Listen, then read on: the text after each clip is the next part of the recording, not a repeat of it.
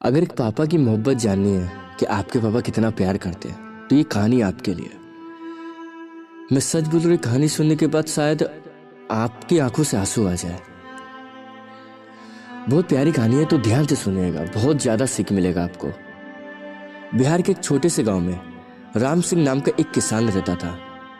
मेहनती, ईमानदार और जमीन से जुड़ा इंसान। उसका एक ही सपना था, अपने बेटे अर्जुन को पढ़ा लिखाकर बड़ा आदमी बनाना। खेतों में पसीना बहाते हुए राम सिंह अक्सर सोचता, मेरे बेटे की जिंदगी मेरी तरह ना हो, उससे कभी ये मिट्टी का दर्द ना झेलना पड़े। अर्जुन बचपन से ही पढ़ाई में होशियार था। राम सिंह ने अपने सीमित आमदनी से भी उसे शहर के सबसे बड़े अच्छे कॉलेज में दाखिला दिलवाया। गांव में लोग कहते हैं, राम सिंह तू अपने बेटे को शहर भेजकर बड़ा खतरा ले रहा है, कभी भूल ना जाए तुझे। लेकिन राम सिंह को अपने बेटे पर भरोसा था। अर्जुन शहर आ गया। ऊंची ऊंची इमारतें, भीड़ भाड़, बड़ी बड़ी गाड़ियां, एक अलग ही दुनिया थी ये।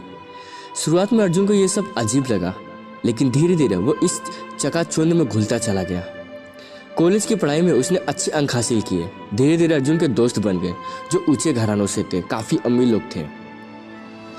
एक दिन अर्जुन के दोस्तों ने उसे कहा, यार तुम्हारे पापा तो गांव में खेती करते हैं, तुमने कभी उन्हें शहर क्यों नहीं बुलाया? अर्जुन हंसकर टाल दिया, लेकिन अंदर ही अंदर वो ये सोचने लगा कि कहीं उसके दोस्त का मजाक ना उड़ाए। समय धीरे धीरे बीतता गया। अर्जुन एक मल्टीनेशनल कंपनी में काम करने लगा।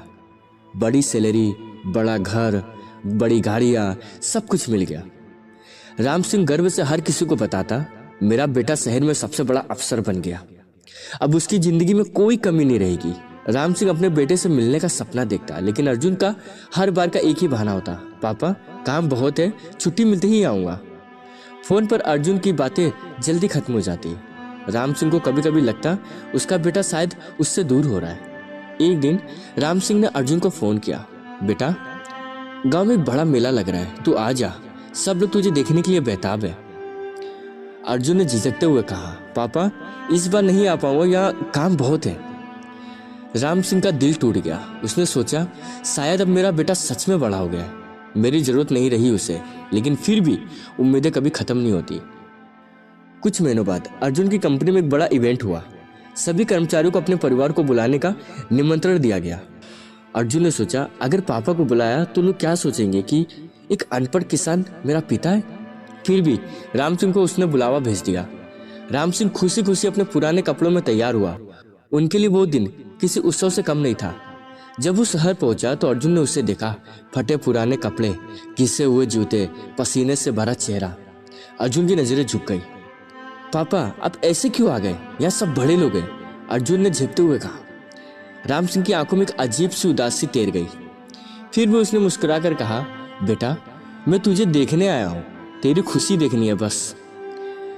कार्यक्रम के दौरान अर्जुन ने अपने पिता से दूरी बना ली। किसी ने पूछा, ये कौन है?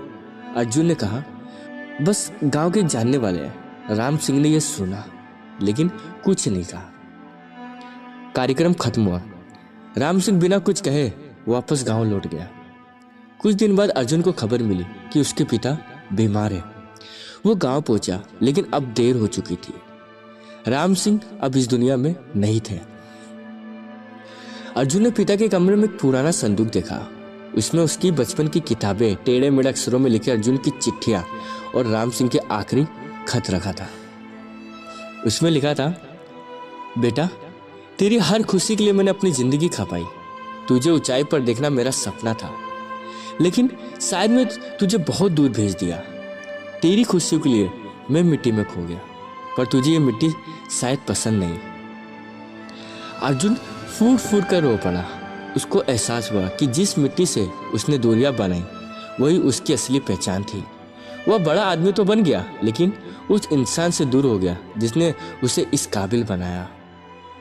ये कहानी सिर्फ बाप बेटे के रिश्ते की नहीं है, बल्कि हर उस इंसान की है जो अपने जड़ों से कटकर ऊंचाइयों पर तो पहुंच जाता है, लेकिन अपनी पहचान को खो बैठता है। हमें चाहिए कि हम अपनी सफलता के साथ साथ उन लोगों को भी याद रखें जिन्होंने हमारी नींव रखी।